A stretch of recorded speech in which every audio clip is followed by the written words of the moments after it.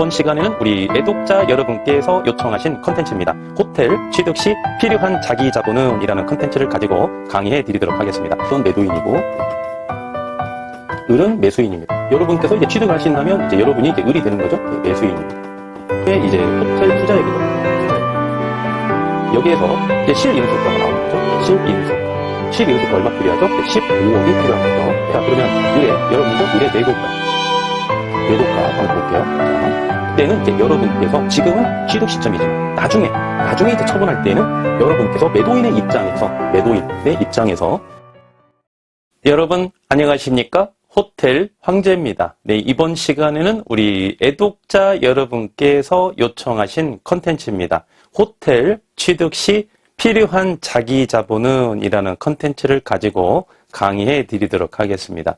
얼마 전에 이제 제 강의를 보시고 우리 애독자 여러분께서 댓글을 남겨주셨어요. 댓글을 남겨주셨는데 자기 자본, 실인수가가 어떻게 해서 이렇게 나오게 되는지 아주 구체적으로 이렇게 계산을 하셔가지고 올려주신 댓글이 있는데 자기 자본, 실인수가는 맞았는데 말이죠. 금액은 맞았습니다. 그분께서 계산하시는 방법이. 그런데, 결과는 동일했는데 말이죠. 이 과정이 조금, 착오가 조금 있으시더라고요. 그래서 뭐 수학 문제야 뭐 답만 맞추면 되지만 우리가 호텔을 취득할 때에는 몇십억씩 이렇게 투자를 해서 호텔을 취득하기 때문에 그 과정도 충분히 이해를 하셔야만이 우리가 앞으로 이제 호텔을 취득하는 데 있어서 좀 애로사항이 없을 거다 이렇게 사료가 되고요. 애독자 여러분의 요청대로 제가 이번 시간에 이 컨텐츠를 가지고 여러분께 구체적으로 강의해 드리는 시간을 갖도록 하겠습니다. 자, 이렇게 보시면은 이제 제가 맨 오른쪽에 기본적인 사항에 대해서 이렇게 브리핑을 드리는데 이번 강의 시간에 필요한 내용만 한번 기재를 해보겠습니다.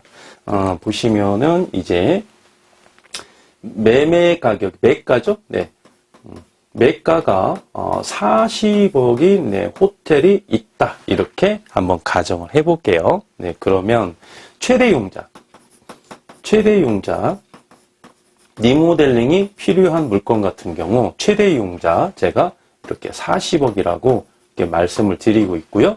현재 소유자가 받은 융자죠. 현재 융자가 25억이다. 이렇게 기재를 하고 그러다 보니까 실인수가 13억 이렇게 제가 표기를 합니다. 실인수가는 무슨 비용이죠? 네, 리모델링 비용이죠. 리모델링 비용. 그래서 13억을 자기 자본을 투자를 해서 40억에 해당하는 호텔을 취득을 하신다면 이금융 기준으로 최대융자 40억을 대출을 받으시고 자기 자본 13억으로서 리모델링이 가능하기 때문에 실인수가 13억 이렇게 제가 기재를 하는데 이 내용에 대해서 구체적으로 말씀을 드리고 그 다음에 좀 추가적인 정보까지 강의해 드리도록 하겠습니다. 자, 보시면 네, 갑과 을이 매매 계약을 체결하죠. 네, 갑과 을이 매매 계약을 체결합니다. 네. 갑과 을이 다시 한번 적어볼까요? 네. 자, 갑은 네, 매도인이죠. 네. 갑은 매도인이에요. 네. 갑은 매도인이고, 네. 을은 매수인입니다. 여러분께서 이제 취득을 하신다면, 이제 여러분이 이제 을이 되는 거죠. 네, 매수인입니다. 네. A 호텔에 대해서, 이 A 호텔이 리모델링이 필요한, 호텔입니다. 그러니까 최대융자가 리모델링 조건부로 40억까지 나온다는 거죠. 그러면 이 보시면은 이제 매매 가격이 40억이죠. 매매 가격이 40억이라고 이렇게 가정을 해보겠습니다. 매도인은 현재 융자가 25억이 있죠. 현재 융자가 25억이 있습니다. 현재 융자. 매수인은 어떻게 되죠? 최대 융자 40억을 이렇게 받을 예정입니다. 이렇게 40억을. 그러면 이때 매수인 여러분께서 필요한 실인수가, 자기 자본이 얼마가 필요하느냐, 이렇게 한번 제가 이해를 구하겠습니다. 이렇게 보시면은 여기에서 우리 그 애독자 여러분께서 계산하신 분도 맞는데요. 그렇게 계산하시면은 조금 이해하기가 좀 어려우세요. 그래서 제가 지금 말씀드린 대로 계산을 하시면 어떠한 물건을 제가 여러분께 브리핑을 했을 때에도 손쉽게, 아주 쉽게 실인수가를 계산할 수 있겠습니다. 자, 보시면은, 자, 의뢰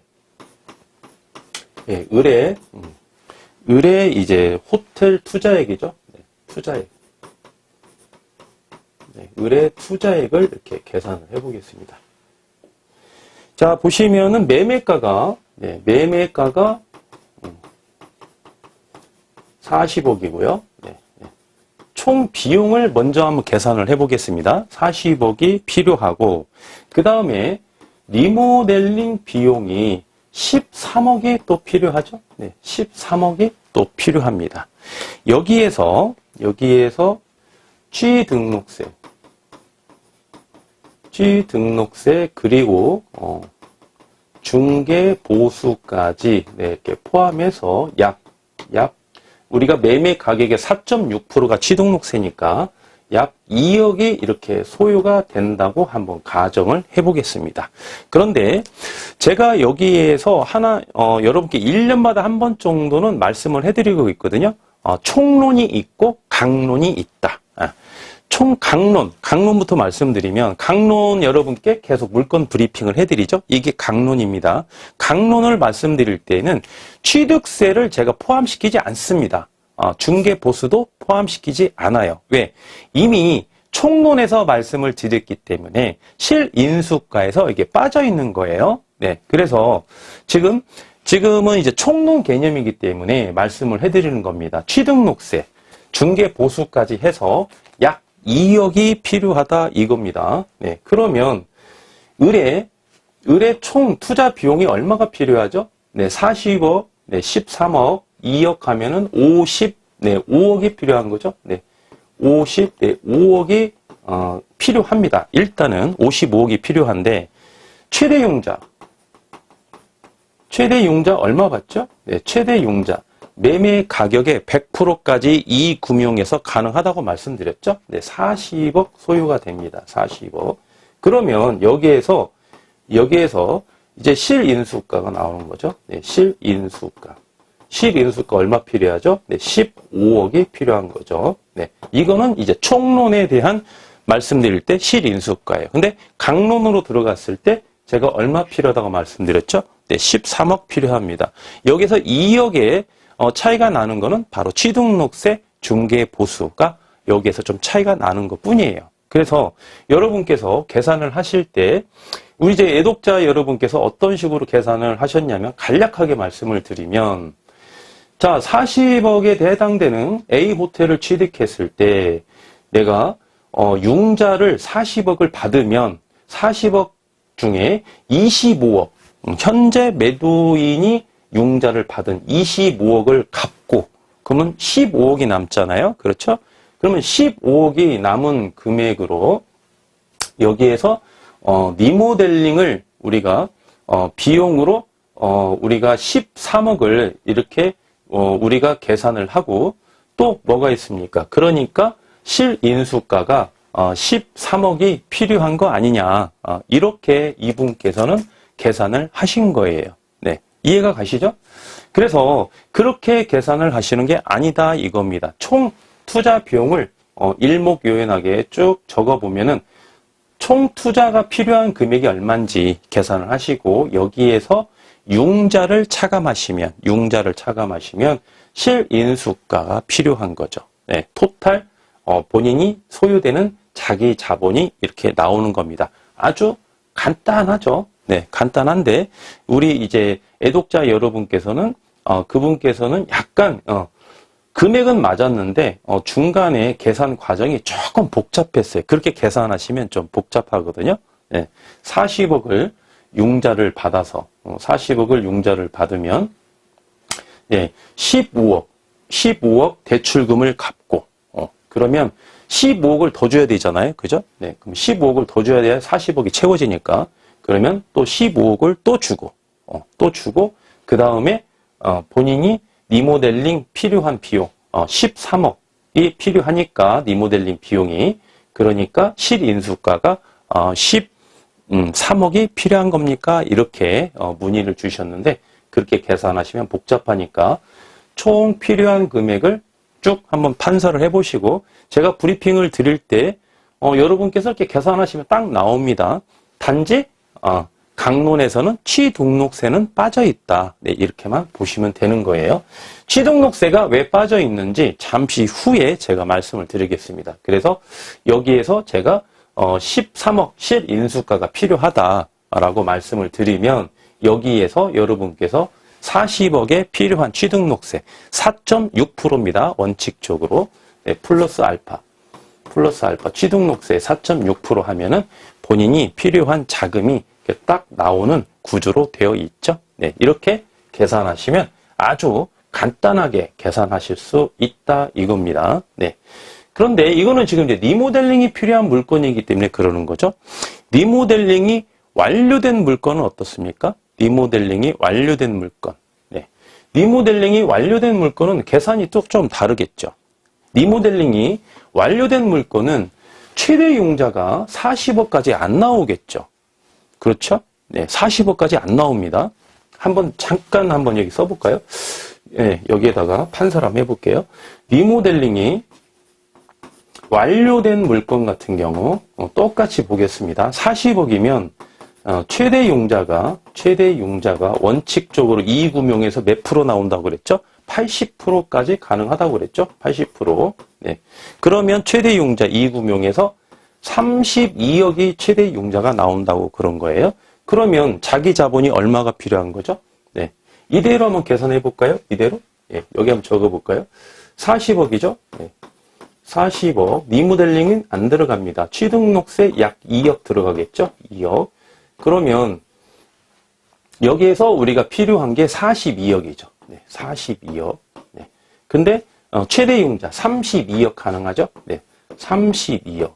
네. 그러면 실인수가가 얼마가 필요합니까? 네. 10억. 네.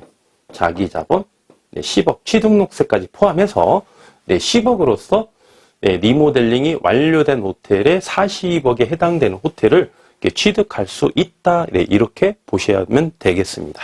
이렇게 보시고 자, 여기에서 하나 또 팁을 드리면 자, 이런 내용이에요. 자, 여러분께서 이제 호텔을 취득하시면 향후에 처분 시점이 도래하겠죠. 처분 시점. 그러면 처분할 때는 어떠한 계산 방법으로 처분하느냐? 또 이렇게 한번 보겠습니다. 자, 그러면 의뢰, 여러분이죠? 의뢰 매도가 한번 볼게요. 자, 그러면 원가를 먼저 계산해 봐야 되겠죠? 원가. 자, 얼마 주고 취득하셨죠? 네. 40억을 주고 취득하셨죠? 매매가. 네. 매매가. 네. 40억을 주고 본 호텔을 취득했습니다. 이거는 이제 리모델링이 필요한 물건을 취득했을 때 그 계산입니다. 그럼 리모델링 네, 비용이 얼마 투자 들어갔죠? 네. 13억. 네. 지금 여러분이 처분하실 때 원가를 계산하는 과정입니다. 네, 그리고 취등록세 얼마 소요됐죠? 네, 중개 보수까지 해서 약 2억 소요가 됐습니다. 네, 2억. 네. 취등록세는 왜 제가 강론을 할 때 기재를 안 하냐면 원가에 포함이 돼서 그런 거예요. 처분할 때 원가에 포함이 됩니다. 취등록세는 매몰 비용이 아닙니다. 원가 개념으로 우리가 회수한다 그렇게 계산을 하셔야 되는 거예요. 물론 호텔을 보유해서 말이죠. 모든 보유자가 다 취등록세를 원가로 회수하는 건 아닙니다. 그 호텔을 여러분께서 수익률이 좋은 호텔로 계속 보유하고 있을 때 그 미래 가치가 있는 호텔을 처분했을 때 가능하다는 거죠.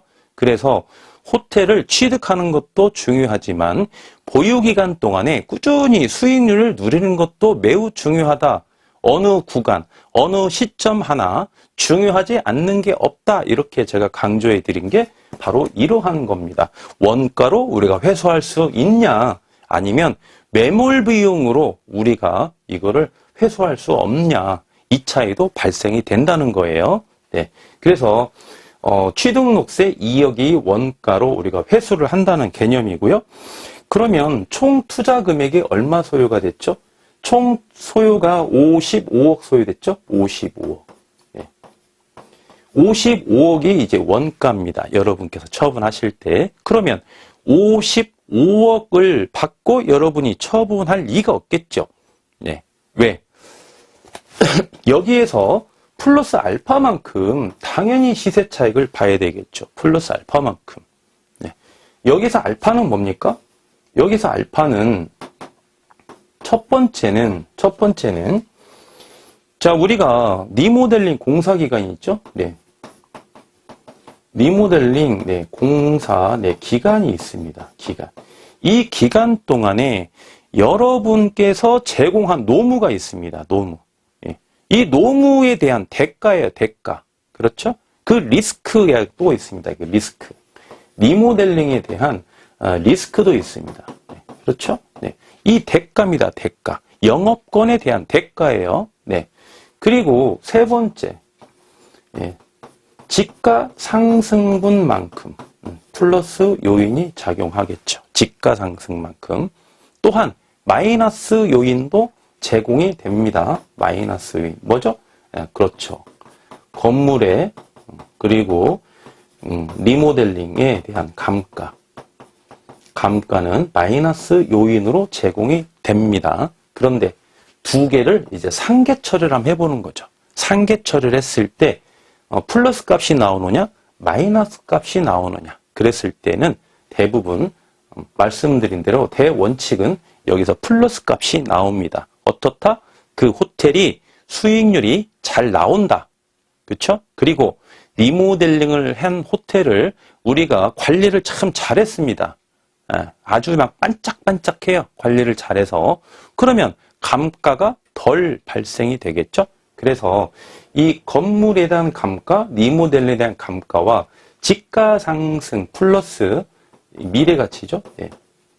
수익률이 좋으니까 미래 가치를 상계 처리를 했을 때 플러스 값이 꼭 나오게끔 보유를 하셔야 된다는 겁니다. 이게 원칙이니까. 그런데 일부 보시면 어떠한 병이라는 건물주가 있습니다. 그 건물주가 연락이 옵니다. 제 호텔 좀 팔아주세요. 어처구니 없는 금액을 이야기합니다. 제가 계산을 해보니까 2분의 원가가 55억이야. 그런데 75억에 80억에 팔아달래요. 근데 매출은 썩 잘 안 나와요. 리모델링도 그지같이 했어. 관리도 잘 못했어. 매출이 호텔 황제가 보는 매출보다 매출이 적게 나옵니다. 그러면 순수익도 적고 수익률도 적겠죠. 누가 그런 호텔을 최대 융자 받아가면서 그런 호텔을 사겠냐 이거예요. 절대 그럴 사람 없습니다. 그런 중개인은 있을 수 있겠죠. 근데 그런 사람은 없습니다. 요즘에 우리 애독자 여러분, 예비 창업자 여러분 이렇게 전화로 이렇게 상담만 해봐도요. 아주 수준이 굉장히 높아졌습니다. 이런 바보 같은 물건을 살 사람이 없어요. 네. 설령 원가만 주고 산답니다. 원가. 다 좋다 이거야. 정이라는 갑을병 정이죠. 네. 정이라는 건물주가 있어요. 이 양반은 좀 양심이 있어. 본인이 55억이 원가야. 원가만 받고 팔고 싶답니다. 원가만. 자기가 40억에 사서 리모델링 13억 하고 투자하고 취득록세 2억 냈기 때문에 원가 55억에 팔겠습니다. 매출 얼마 나옵니까? 증빙해 주세요. 1년치 보내보세요. 매출을. 가드 매출 야놀자 여기였대. 딱 보면 압니다. 호텔 황제는. 근데 수익률이 안 좋아. 계산을 해보니까 수익률이 안 좋아요. 다른 뭐 필요한 거 있나요? 없어요. 저는 인건비도 계산할 줄 알고 전기세, 수도세, 각종 공과금, 비품비, 세탁비, 그 다음에 기타 차비, 이 사람이 현재 세금을 얼마 내고 있는지 딱 보면 알거든요. 세금 얼마나 나오는지 다 나옵니다. 그러면 수익률이 제가 원하는 만큼 저희 고객님께 브리핑 드릴 만큼의 수익률이 안 나와요. 그러면 저는 원가도 인정 안 해준다는 겁니다. 그럼 그런 물건은 뭐다? 원가 이하로 처분을 하든지 아니면 죽을 때까지 보유하든지 개세라 세라 될 때까지 가는 거야. 그 양반은 아주 그 호텔이 무덤이 되는 거야. 그분은. 그쵸? 처음에 살 때는 그렇지 않았겠죠. 그죠? 그러니까 그 양반은 첫 단추부터 잘 못 끼운 거죠. 잘 못 산 거고 리모델링을 잘 못한 거고 운영 노하우가 없다니까 개판으로 운영한 거고 매출이 안 나오고 그러니까 스스로 자포자기해서 원가라도 받고 내가 빨리 처분해야 되겠다. 폭탄을 돌리자. 호텔 환자한테 전화하면 잘 팔아줄 것 같아. 천만의 말씀입니다. 아무 물건이나 제가 팔아주지 않아요. 그러면 저희 고객님께서 폭탄을 안고 가는 거 아니겠습니까? 아무 물건이나 팔아주지 않아요. 저는 오히려 더 까다롭습니다. 네.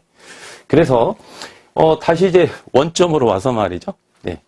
자, 그런 경우는 없다고 치고, 그죠? 호텔 황제 저의 기준으로 말씀드리겠습니다. 플러스 알파만큼 여러분께서 시세 차익을 봐야 됩니다. 그죠? 네. 그러면 지금 55억 플러스 알파인데 여기에서 우리가 보시면은 시세 차익을 통상 한 10억 정도는 봅니다. 중개 시장에서 제가 보는 게 아니에요. 통상 중개 시장에서 그 정도의 거래가 되래요. 사실은 그런 사례가 많습니다. 10억 정도 시세 차익. 그러면 65억이죠. 65. 65억에 최종적으로 매매를 하는 거죠. 최종적으로 여러분께서 단지 이제 65억의 이제 시세 차익이 있는데 여기에서 좀 파생되는 건 뭐냐면 보유 기간, 보유 기간과 양도소득세의 과표, 과세 표준이죠. 과표를 따졌을 때 세해 전과 세해 후로 이렇게 나눠 볼 수 있겠습니다. 세해 전과 세해 후로 자본이득이죠.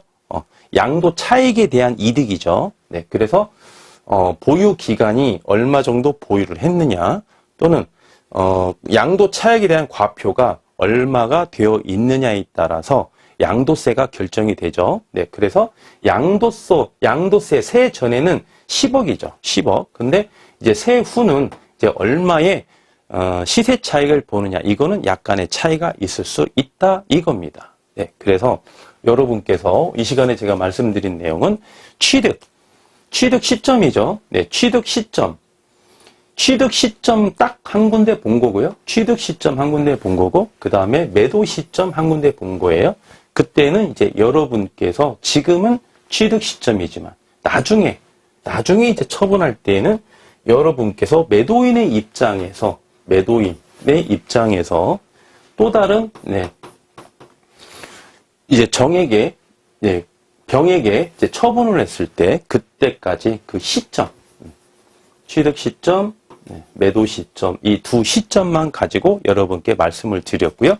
우리 애독자 여러분께서 궁금하신 내용, 실인수가 계산하는 방법까지 설명을 드렸습니다. 기타 궁금하신 사항은 말이죠. 저에게 연락해 주시면은 친절하게 상담해 드릴 것을 약속드리겠습니다. 지금까지 호텔 황제였습니다.